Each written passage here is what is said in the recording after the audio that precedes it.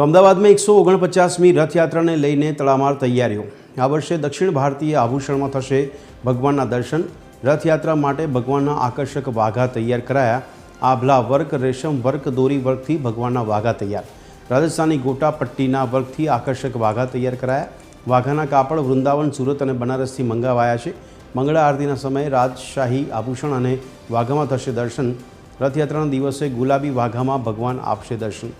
અવનવી થીમ અને ડિઝાઇનના વાઘા ધારણ કરી નગરચર્યાએ નીકળશે ભગવાન। અખાત્રીજથી વાઘા બનાવવાની થાય છે શરૂઆત। ભગવાન જગન્નાથની 149મી રથયાત્રાની તડામાર તૈયારીઓ ચાલી રહી છે। હવે વાત થઈ રહી છે ભગવાનના વિશેષ વસ્ત્રોની। ભગવાનના જે વાઘા છે કે જે અલગ અલગ દિવસો માટે, વિશેષ દિવસો માટે તૈયાર કરવામાં આવ્યા છે।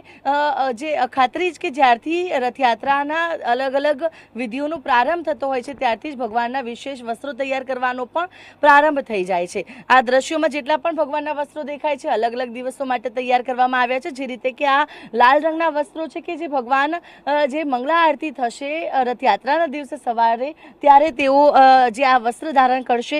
બીજી તરફ આ મુગટ તૈયાર કરવામાં આવ્યા છે કે જે મુગટ છે કે વિશેષ રીતે જે આખી થીમ વાઇઝ તૈયાર કરવામાં આવે છે અને આખી ભગવાનના અલગ અલગ દિવસો માટે જ્યારે વાત થઈ રહી છે રથયાત્રાના પર્વની, તો રથયાત્રાના દિવસે ભગવાન જે છે તે આ ગુલાબી અને આ વાદળી રંગના મખમલના જે વસ્ત્રો છે તે ધારણ કરીને ભક્તોને દર્શન માટે આવવાના છે અને સુંદર મજાના રંગોનો ઉપયોગ કરવામાં આવે છે કે જેથી ભગવાનને પણ ગમે। આવનારા તમામ ભક્તો જે છે તે પણ જ્યારે આ વસ્ત્રોમાં ધારણ કરેલા ભગવાનના જે દર્શન કરવા માટે આવી પહોંચે ત્યારે તેઓ પણ જે ધન્યતાની જે લાગણી છે તે અનુભવે છે।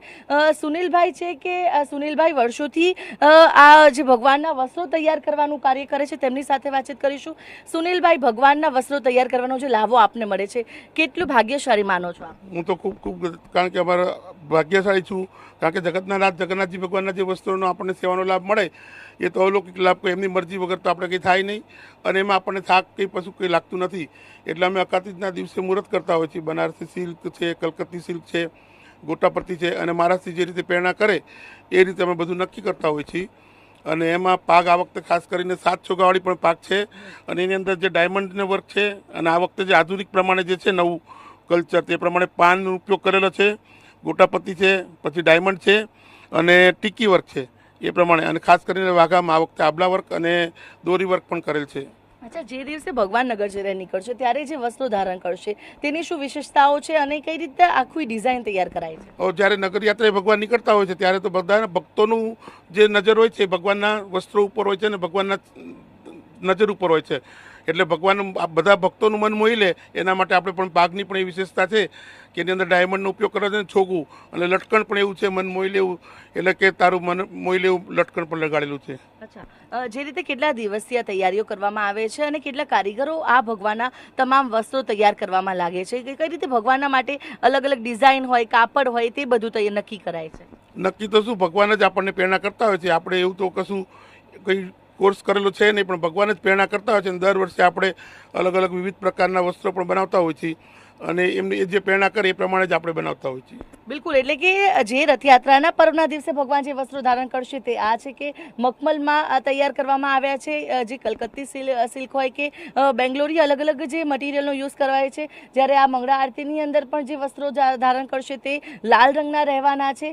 સોનાવેશ હોય કે અમાસના દિવસે જ્યારે ભગવાન મામાના ઘરેથી પરત આવે ત્યારબાદના વસ્ત્રો હોય, એટલે કે આ જે ટીકી વર્ક હોય, આભલા વર્ક હોય, અલગ અલગ તમામ તકેદારીની સાથે કરવામાં આવે છે। વિશેષ હાર પણ તૈયાર કરવામાં આવ્યો છે કે જેમાં આ જે હાર છે તે સોનાવેશના સમય દરમિયાન ભગવાનને ધારણ કરવામાં આવશે। આ મુગટો છે, ભગવાનના આભૂષણ હોય કે ભગવાનના વસ્ત્રો હોય, તમામની અલગ જ વિશેષતા રહેલી છે અને જે માટેની તૈયારીઓ છે તે હવે શરૂ થઈ ગયેલી જોવા મળી રહી છે અને તૈયારીઓને પણ આખરી ઓપ આપવામાં આવી રહ્યો છે। કારણ કે જે રીતના રથયાત્રાનો આ પર્વ હોય છે, ભગવાન જ્યારે નગરચર્યાએ નીકળતા હોય છે, ભગવાન પર સૌની નજર રહે છે, ભગવાનની એક ઝલક માટે ભક્તો આતુર બનતા હોય છે અને આ સમય દરમિયાન ભગવાન જે વસ્ત્ર ધારણ કરશે, આ વર્ષે ભગવાન ગુલાબી અને વાદળી રંગના મખમલના વસ્ત્રો ધારણ કરીને નગરચર્યાએ નીકળવાના છે।